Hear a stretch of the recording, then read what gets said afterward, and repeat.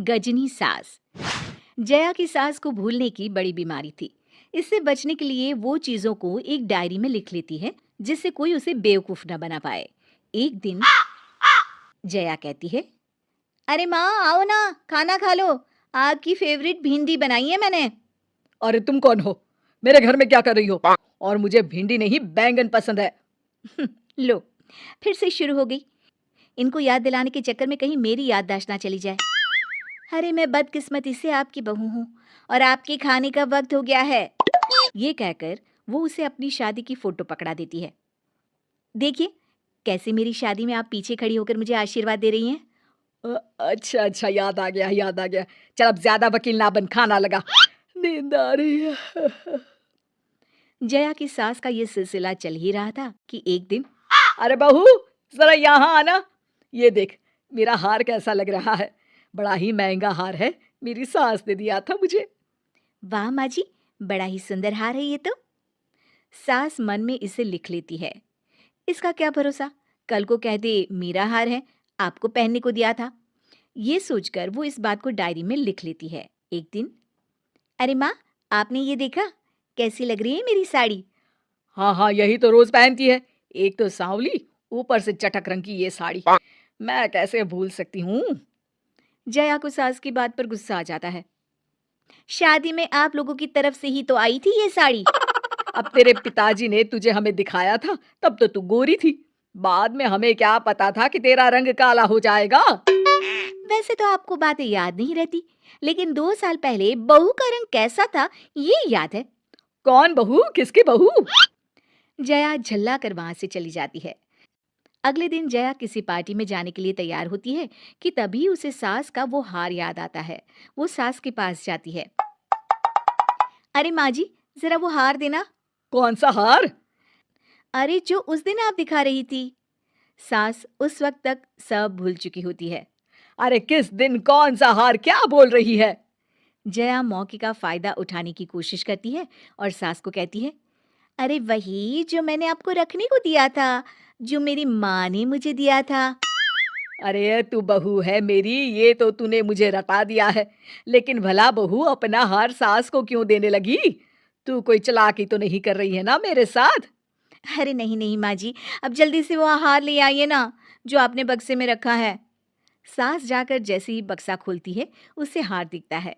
वो उस हार को लाकर बहू के पास लाती है। ये ले। वैसे मेरा दिल नहीं मानता कि इतना सुंदर हार तेरा हो सकता है, पर तू जैसी भी है झूठी तो नहीं होगी। जया सास के हाथ से हार छीनते हुए कहती है, अरे मैं और झूठी ना माँ जी ना, मेरी तो 4 पुश्तों में से किसी ने भी कभी झूठ बोला ही नहीं। ये बोलकर जया हार पहनकर वहां से चली जाती है। लेकिन सास को बहू पर बिल्कुल भी भरोसा नहीं होता और वो जया के जाने के बाद डायरी देखती है, जिसमें साफ लिखा होता है कि हार जया का नहीं है। अब क्या था, सास गुस्से से आग बबूला हो जाती है और जया के वापस आने का इंतजार करती है। लेकिन जब जया वापस आती है, तब तक सास एक बार फिर सब भूल चुकी होती है। अरे सासू माँ, आज ना आप ही रात का खाना बना लीजिए, मैं तो थक गई हूँ। हाँ हाँ, क्यों नहीं। वैसे भी काफी दिनों से मैं अपने बेटे के लिए खाना बनाने की सोच ही रही थी। जब से तू आई है बेचारा बिना स्वाद का खाना खा रहा है।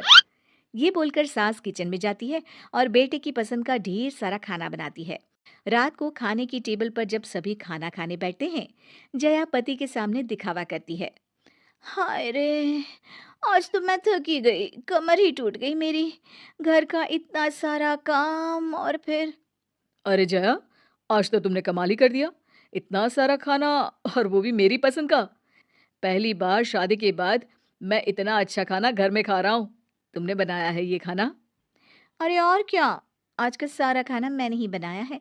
देखिए ना कितनी थक गई हूँ मैं। सास को भी कुछ याद नहीं होता कि खाना उसने खुद बनाया है। वो बहू को कहती है, अरे तो क्या हो गया?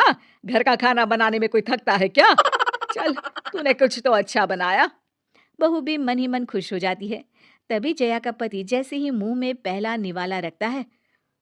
जया, ये खाना तुमने बनाया है? अब हाँ हाँ, घबराते हुए जया पूछने लगती है, क्यों, क्या हुआ, अच्छा नहीं लगा। अरे झूठ बोलने की भी हद होती है जया। माँ के हाथ का खाना खाकर मैं इतना बड़ा हुआ हूँ। पहले निवाले पर ही बता सकता हूँ कि खाना तुमने नहीं, माँ ने बनाया है। फिर वो माँ की तरफ देखकर बोलता है। माँ, याद करो, खाना तुमने बनाया है ना? याद करो माँ। सास को याद आ जाता है और साथ ही हार वाली बात भी याद आ जाती है। मैं बातों को भूल जाती हूँ, तो तू उसका फ़ायदा उठा रही है। और हाँ, मेरा हार लेकर आ अभी, जिसे तूने मुझसे अपना बोलकर ले लिया था।